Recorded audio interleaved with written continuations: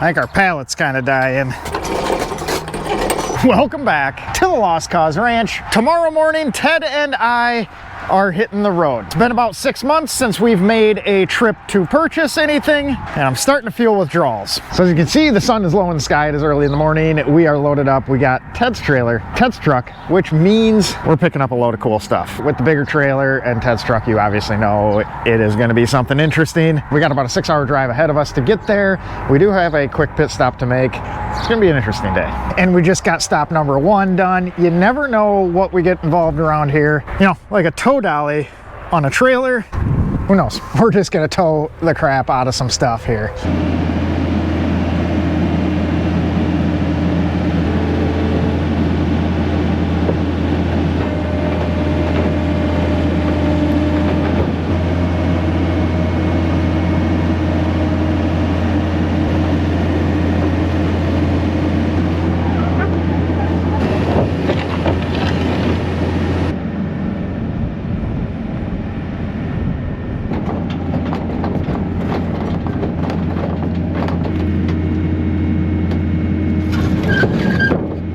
I'd say that's just what a guy needs. And we are back at the car wash about 17 hours into our little adventure. As you saw, we have a little bit to deal with on the trailer, but that seems like a tomorrow Joe problem. So we're just gonna dump the trailer off and we'll take a peek at what the heck we have going on here.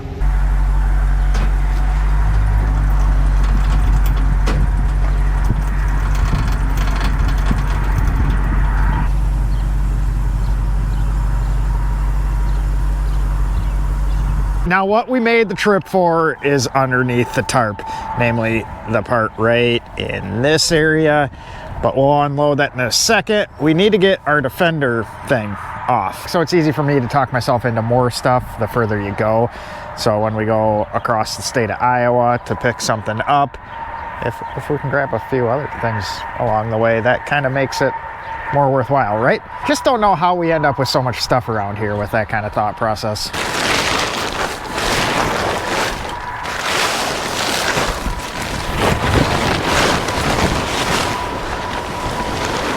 So we're all unstrapped. I'm kind of sitting here by myself right now. I'm not exactly sure how this is going to go with the unloading, but with this tire looking the way it is, I don't think it'll get too far away from us. Worst case scenario, we got a couple rocks to stop us before we mess a fence up at least. Let's at least get it pointing the right direction.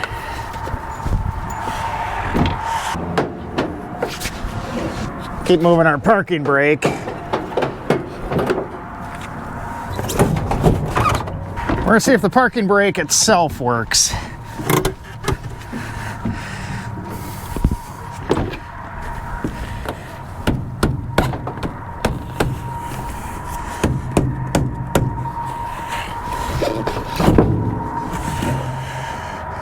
right, I'm gonna hop in and kind of coax this guy down. Oh, we're good. She's super grippy.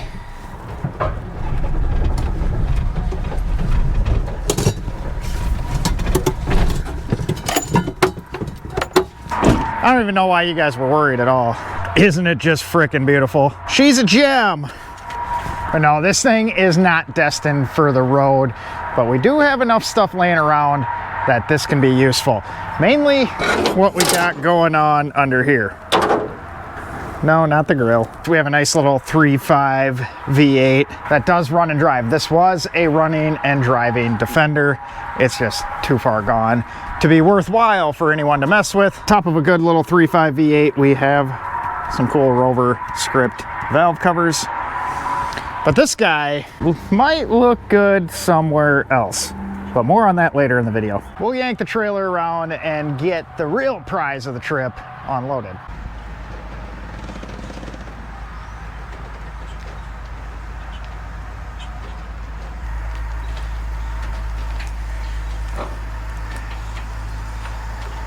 Now we're gonna get this one up front out of here first. This was just another casualty of me just going out there. We don't necessarily need this. This is another 3.5 V8.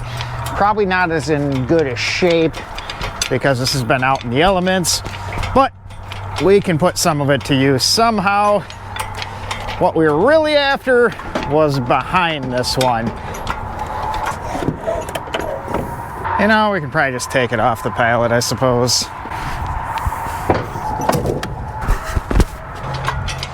I don't know exactly what we should do with this.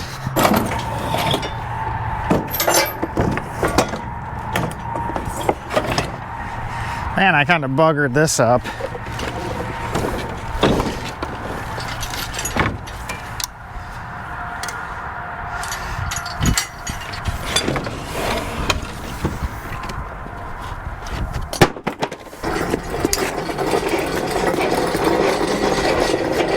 Now it's got an LT85 on it, which is neither here nor there. But we do have a 1.4 transfer case, which I always like having those around. We got a few in the pile now. I don't know. It's been open for a bit, so it's probably not good. But we'll stick a bar on it, see if it turns over. If it does turn over, we'll kind of see what compression is. But like I said, just a casualty of being out there is the only reason we got this. Worst case scenario, we tear it down, get a couple parts off. That will be useful for something else. That's what we really wanted. We agreed to this deal long before the first of the year. We just didn't go out and pick it up because it's Iowa, it's winter, it kind of gets miserable, and we had to pluck this one out of a chassis. It was sitting in a chassis, had to undo some stuff. He had most of it undone by the time we got there. So we weren't about to do that in 12 inches of snow or anything. It just wasn't that critical to get this stuff here. Also, like you saw, we picked up a tow dolly on the way, which was close to us here in eastern Iowa, and we were able to drop that off to him to save him a trip back towards us. It's just nice when you can save everyone some time and do it that way. Whoa, almost got away from me. Let's see if one of these guys will hold it now.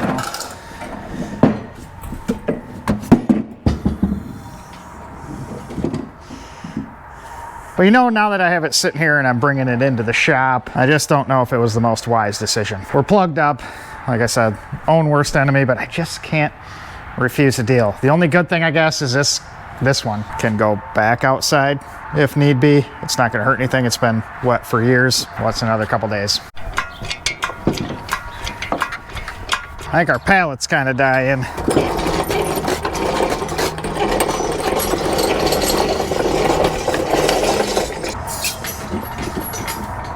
Probably should go a little slower than that.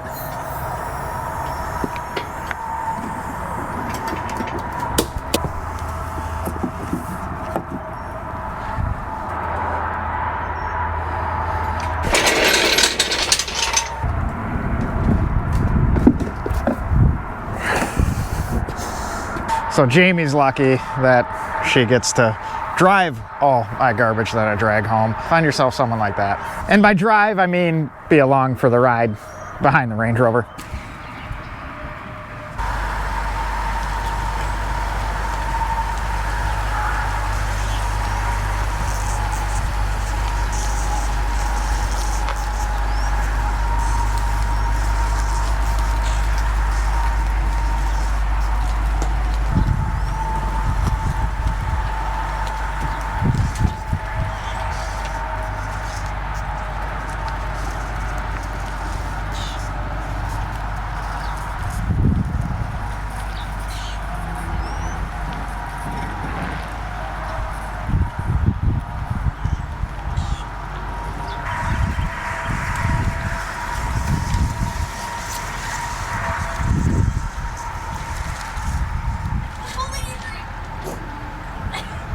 Thought it would have rolled better.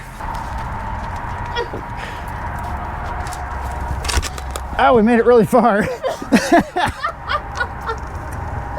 Oh, are you still? Okay, ready? Do it again. We'll just use I'll just come along it. Are you sure? Yeah. Oh, I know. Because I'm the smartest person I know. Should buy stuff that runs. I mean, it would be easier on my body.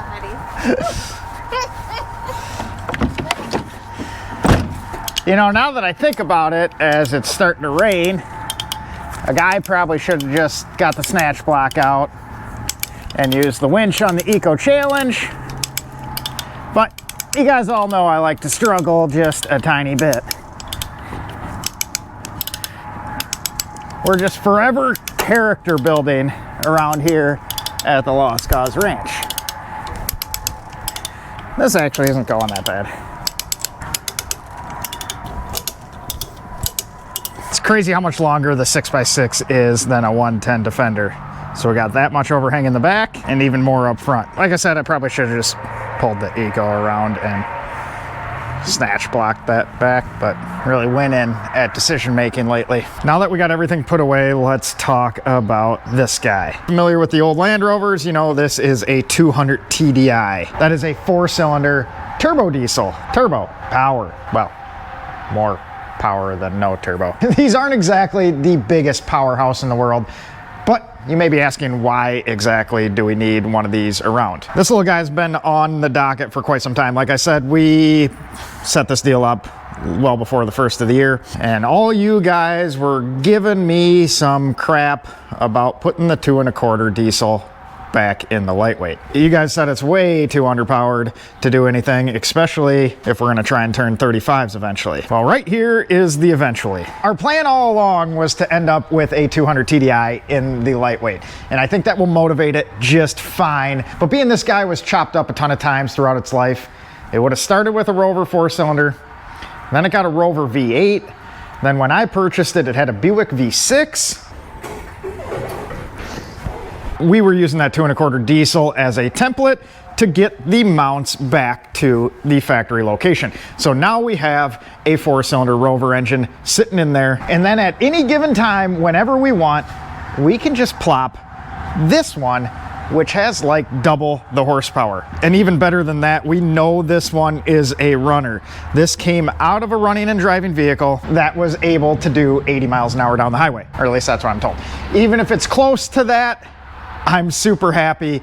And in the lightweight, coupled with some good axles, this thing is just gonna be probably my favorite thing in the fleet. It almost pains me to say that. So there, now you guys don't have to worry about the lightweight getting around in the future. I still think we're gonna get everything set up and driving with this guy just because, like I said, I want to experience it. We've had some Santanas and Defenders with these in the past, but those were inventory vehicles when we had the dealership, so we didn't really use them to the full extent, and I really wanna see what it's like.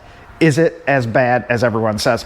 Probably, but first-hand experience is the best kind of experience. And that'll also give us the chance to make sure that that series transmission is good, because I think we'll probably plop that onto the back of the 200 TDI.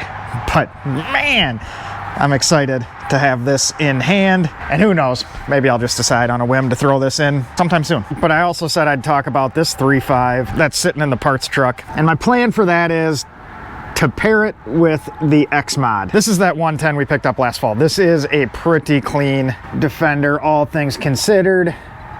And I think it may be time to let someone else have some fun with this. There is just a tremendous amount of stuff going on here at the ranch, and I'm kind of stacked up with projects that may not be able to be realized anytime soon. So I don't want to let this sit and get worse, but I think the best thing to do is give someone a very good opportunity to have a fairly decent running and driving Defender at a reduced cost. So if we can toss in a drivetrain for this guy, it may make someone a cool little trail truck or something to beat around in at not a ton of money. It is a US titled in my name Defender that is relatively rust free, and this one just may be on the chopping block. But then again, we have enough parts laying around now that I may just get it running and driving. But now seriously, if you're interested in it, it's in Iowa. Send me an email, maybe we can work something out along with including this guy. Or if you want to take a flyer at a reduced rate, we can toss that one in instead. My thoughts when I went and picked up that X Mod is a Rover V8 with a Holly Sniper on top would make a good little runabout vehicle. And this is one that you could have a load of fun with without having to freak out about scratching it. The current paint condition definitely makes it not overly precious. Sending the X Mod down the road would definitely free up some time to finish up the 1-ton swap on the camper. Then we could send that off to paint and actually enjoy this. I do need to make a trip out west soon with that. What did I get myself into? But either way, with that being said, I appreciate you guys watching. I appreciate you subscribing. It has been many months since we went and bought something. I was having withdrawals. The parts truck and the other V8 may not have been the smartest thing to grab, but that was probably the smartest decision I've made in a long time. If you didn't catch the last video, we are off to Canada this week to compete in the Defender Trophy competition, but we will still catch you on Thursday. We have a lot of stuff to sort before we take off. I got a disaster going on, as you can see. We really need to get this mess wrangled.